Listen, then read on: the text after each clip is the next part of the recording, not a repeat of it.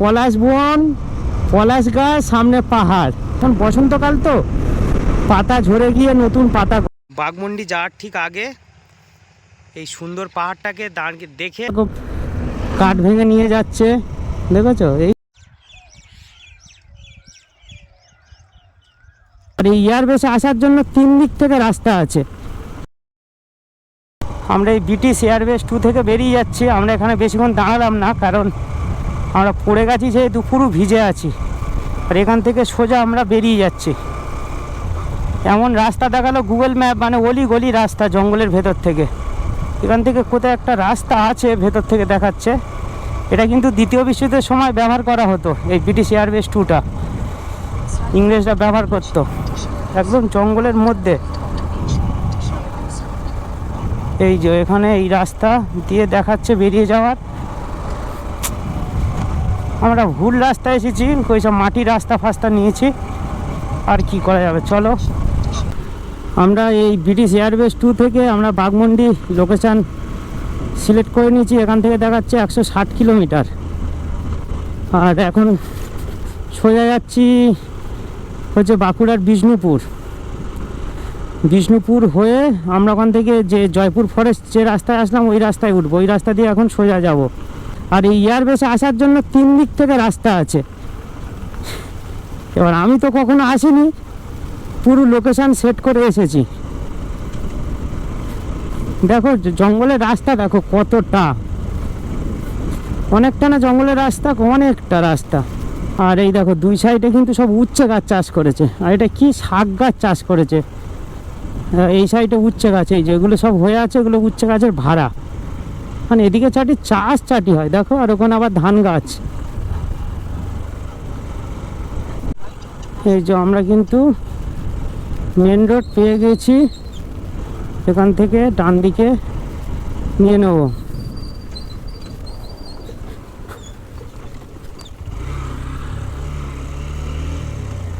এই যে main road পেয়ে গেলাম। দেখো বিষ্ণুপুর বাঁদিকে চলে যাচ্ছে, আর আমরা এখান থেকে মেন রোডে দুর্গাপুর, এখান থেকে সোজা 81 কিলোমিটার।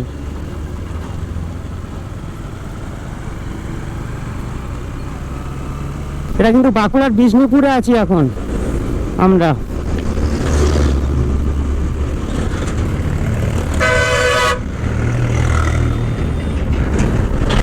এটা বাঁকুড়ার বিষ্ণুপুর, আর নিচ দিয়ে হচ্ছে রেল লাইন আছে। ওটা কি একটা রেলওয়ে স্টেশন দেখা যাচ্ছে, বাঁকুড়া নাকি। এই এখন যাচ্ছি বিষ্ণুপুর রেলওয়ে স্টেশনের পাশ দিয়ে যাচ্ছি। আমাদের রাস্তা দেখাচ্ছে সোজা সামনে গিয়ে বাঁ দিকে নিতে বলছে। এখন বিষ্ণুপুরের পরে রামসাগর ক্রস করলাম, আর এই যে রোডটা যাচ্ছে এটা বাঁকুড়া বিষ্ণুপুর রোড। আর আমরা এখন সোজা বাঁকুড়াতে যাব। বাঁকুড়াতে যাওয়ার পরে হচ্ছে মানবাজার, বড় বাজার, মানে প্রথমে মানবাজার, তারপরে হচ্ছে বড় বাজার, তারপরে হচ্ছে বাঘমুন্ডি। এটাই হচ্ছে এখন রুট প্ল্যান। এই জায়গাটার নাম হলো ওন্দা। এরপরেই আসছে বাঁকুড়া হলো যে শহরটা আছে। এখানে আবার ওন্দা রেলওয়ে স্টেশন আছে ডান দিকে, এই যে এখানে আরও দেখাচ্ছে। এখানে কিন্তু বোর্ডে দেখাচ্ছে ন্যাশনাল হাইওয়ে 60 রাস্তায়, কিন্তু ম্যাপে দেখাচ্ছে ন্যাশনাল হাইওয়ে 14। সুতরাং আমি কনফিউশন। দেখো পাশ দিয়ে কিন্তু রেল লাইন যাচ্ছে, পাশ দিয়ে রেল লাইন আছে। একটা ট্রেন যাওয়া দেখতে কিন্তু সত্যি ভালো লাগে। সেই মাঝখানে রাস্তা উঁচু, আবার সেই ওদিকে ডাউন, আবার সেই ওদিকে রাস্তা দেখা যাচ্ছে। মানে এইরকম রাস্তা, এইরকম উঁচু নিচু রাস্তা। জায়গাটার নাম হচ্ছে ধলডাঙ্গা। আর এই যে পুরুলিয়ার রাস্তা, এই দেখো এখান থেকে আরও দেওয়া আছে পুরুলিয়া। প্রথম দেখা পেলাম বোর্ড, এখান থেকে বাঁ দিকে নেব, যেহেতু সিগন্যাল পড়ে আছে ওই আগে দিয়ে বাঁ দিকে নেব। এটা হচ্ছে ধলডাঙ্গা মোড়। ধলডাঙ্গা থেকে আমরা বাঁ দিকে নিয়ে নিচ্ছি। এই যে ধলডাঙ্গা, এটা হচ্ছে জগদ্দলা 1 নম্বর গ্রাম পঞ্চায়েত। এই পুরুলিয়া আমরা দেখতে পেয়ে গেছি।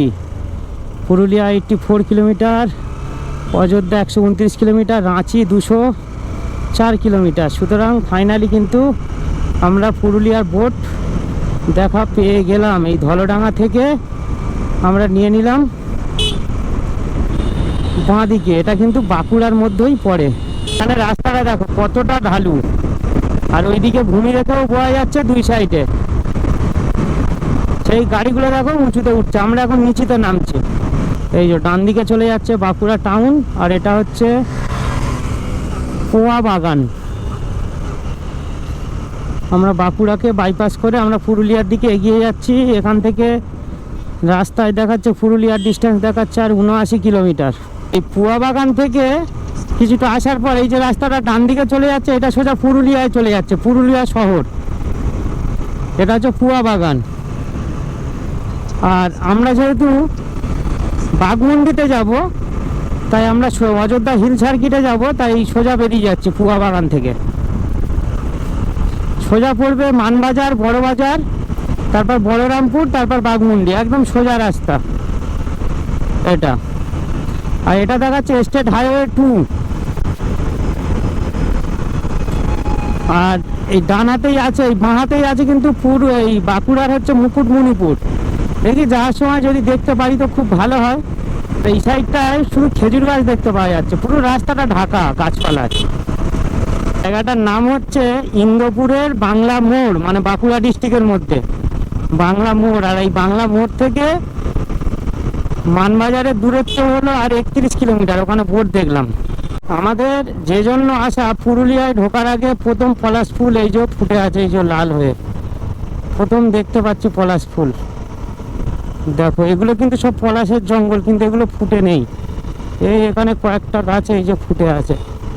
কত আম গাছ দেখো, লাইন ধরে আম বাগান, বিশাল বড় এই পাশে আম বাগান। আর এই ধারে তো সবুজ আর সবুজ। Ayodhya hill 93, Jamshedpur 83, Manbazar 10 kilometre.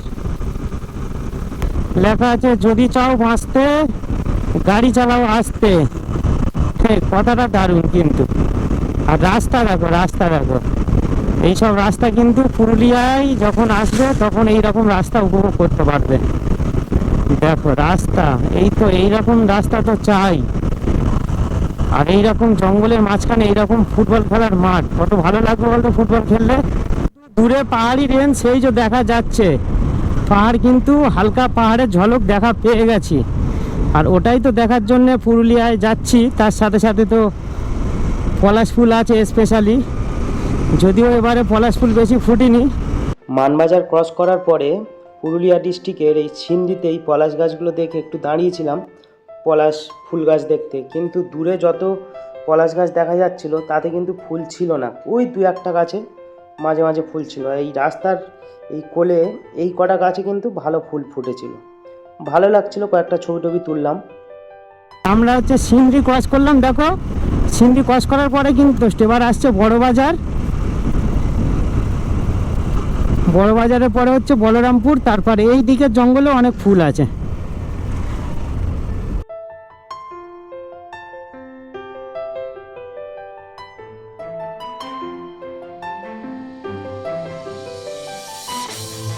দেখো পুরুলিয়ার বড় বাজার আর 2 কিলোমিটার বাকি আছে। আর এখানে আবার শাল গাছ আমাদের সামনে দেখা দিল। দেখো এই শাল গাছের জঙ্গলটা দেখো, মানে এটা কিন্তু যে আমরা জয়পুর ফরেস্টের যে জঙ্গল দেখে আসলাম তার থেকেও মনে হচ্ছে সুন্দর। দেখো পুরো সবুজ হয়ে আছে, কারণ কি এখন বসন্তকাল তো, পাতা ঝরে গিয়ে নতুন পাতা গজায়। আর সব স্কুল থেকে স্কুলের বাচ্চারা সব বাড়ি ফিরছে এখন। একটা সময় আমরাও সাইকেল নিয়ে বাড়ি ফিরতাম। দেখো কত সুন্দর। ওহো, শুধু উপভোগ করো, উপভোগ করো। পুরুলিয়ায় তো এই কারণেই আসা, এই জিনিসগুলোকে উপভোগ করার জন্যই, এই কারণেই পুরুলিয়ায় আসা।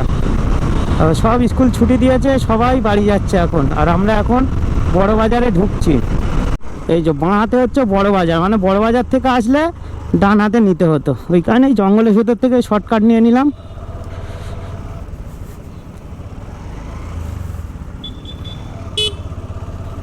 এই যে শর্টকাট নিয়ে নিলাম, এই রাস্তাটা এবার সোজা বড় বাজার থেকে। আর আমাদের আর 44 কিলোমিটার বাকি আছে। এই জায়গাটা একটু উঁচু মতন রাস্তাটা, তবে রাস্তা কিন্তু দারুণ, রাস্তা দারুণ, রাস্তার কোনো তুলনা হয় না। এটা বলরামপুর ঢোকার আগে এই জায়গাটার নাম হলো শালবাড়ি।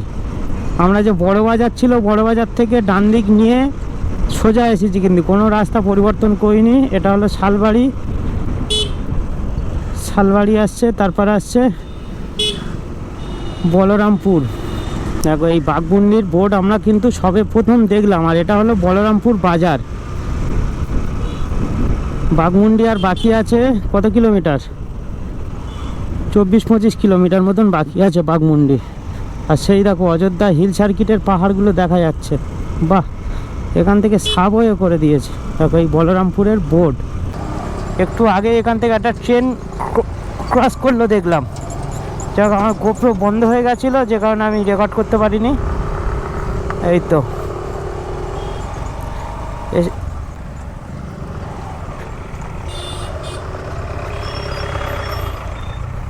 আমরা বলরামপুর ক্রস করে এখন একটাই রাস্তা, সোজা রাস্তা, যে রাস্তাটায় আসছিল একদম সোজা, কোনো দিকে বেকার দরকার নেই।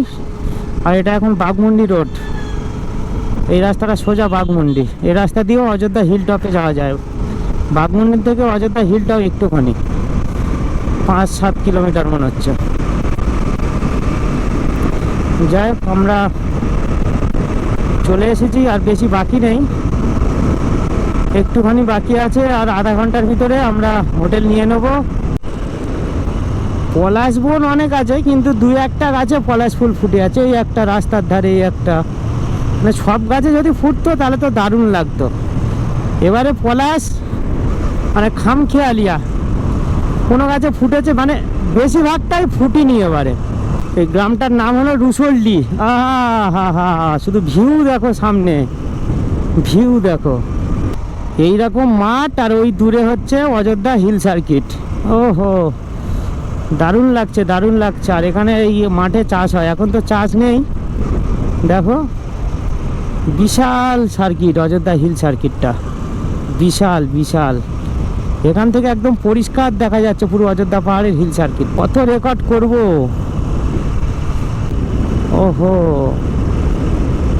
দেখো এবার, দেখো এবার উঁকি দিচ্ছে। দেখো এই পাহাড়, জঙ্গল শেষ, ওই পাহাড়। এই পাহাড়ের চূড়ার দিকে গাছ নেই, আর মাঝে মাঝে 2-1 জায়গায় দেখছি পলাশ গাছ। এই সাইডটা সেই পলাশ বন আছে, কতটা ফুটিনি দেখো, কি দারুণ লাগছে, দারুণ লাগছে। এই পাহাড়টার কি নাম জানি না, কোজাবুরু, গোর্গাবুরু কি এই পাহাড়টার নাম। এখানে পলাশ বন, পলাশ গাছ, সামনে পাহাড়, এর থেকে সৌন্দর্য আর কি হতে পারে পুরুলিয়ার। এই কারণে তো মানুষ সবাই ছুটে আসে। দেখো পলাশ, 2 সাইডে পাহাড়, ওদিকে তো শাল গাছের জঙ্গল। দেখলে দেখো রাস্তার সাইডে এইরকম পলাশ বন ফুটে আছে, আর ওই পাহাড় দেখা যাচ্ছে।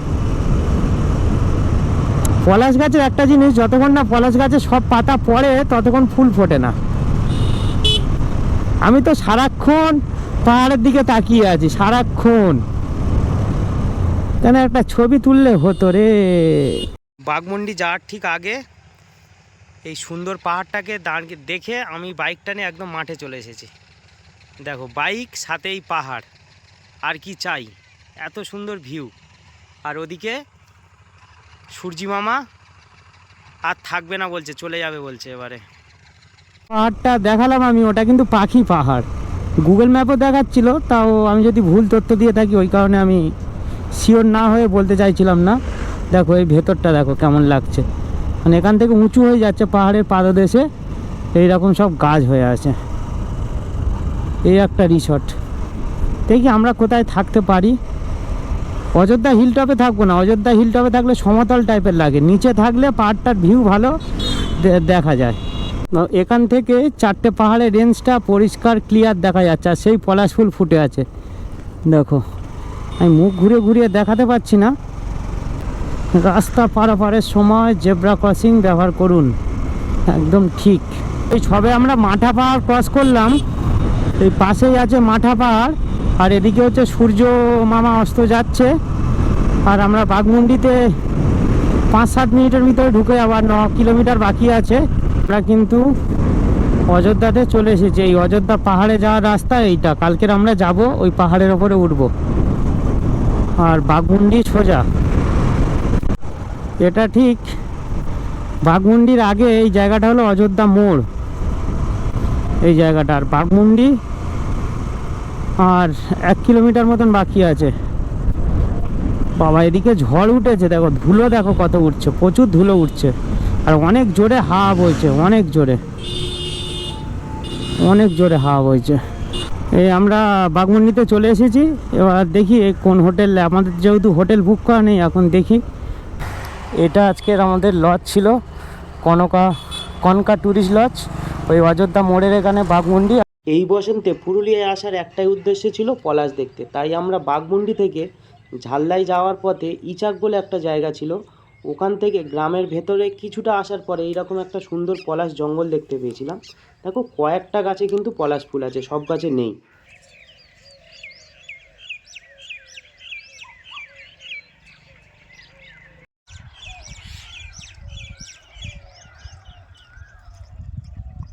ও পাহাড়ের উপরে কত বাঁদর দেখা যাচ্ছে এখানে।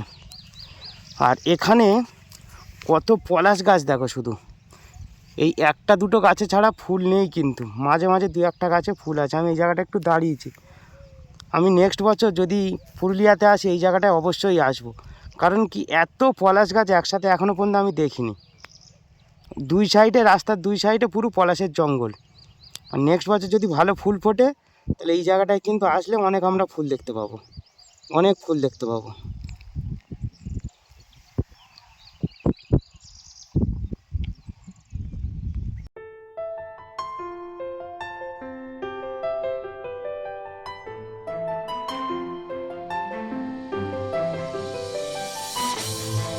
পুরুলিয়ার বাঘমুন্ডির অযোধ্যা মোড়ের এই কনকা ট্যুরিস্ট লজে আমরা ছিলাম। আর আমাদের প্রত্যেকটা রুমের ভাড়া নিয়েছিল 800 টাকা করে। আর এখান থেকে অযোধ্যা পাহাড়ের দূরত্ব 2 কিলোমিটার মতো। আমাদের হোটেলের হচ্ছে এটাই হলো রিসেপশন, দেখো।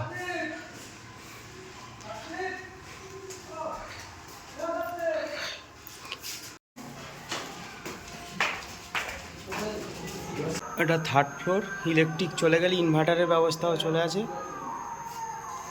অ্যাকোয়াগার্ডেরও ব্যবস্থা আছে।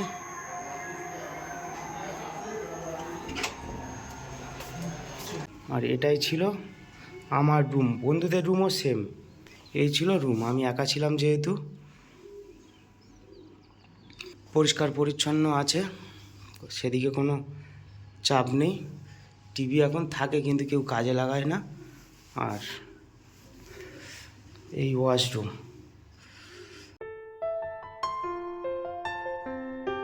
আর এটাই হলো পার্কিং প্লেস। এই যে আমাদের বাইক সব এখানে পার্কিং করে দিয়েছি, এদিকেই রাখা আছে লম্বা করে। এই যে এটা আমাদের হচ্ছে হোটেলের হচ্ছে ছাদ বলতে ব্যালকনি মতন করা আছে। চারধারটাকে ঘুরিয়ে দেখাচ্ছি, দেখো এই সামনে একটা পলাশ ফুল ফুটে আছে। আর তো পাশে মাঠ, মানে পুরো অযোধ্যা হিল সার্কিটটা পুরো দেখা যাচ্ছে। আর সেই হচ্ছে আপার ড্যাম দেখা যাচ্ছে। আর ওদিকে তো সূর্য উঠেছে সবে। Kanka tourist lodge.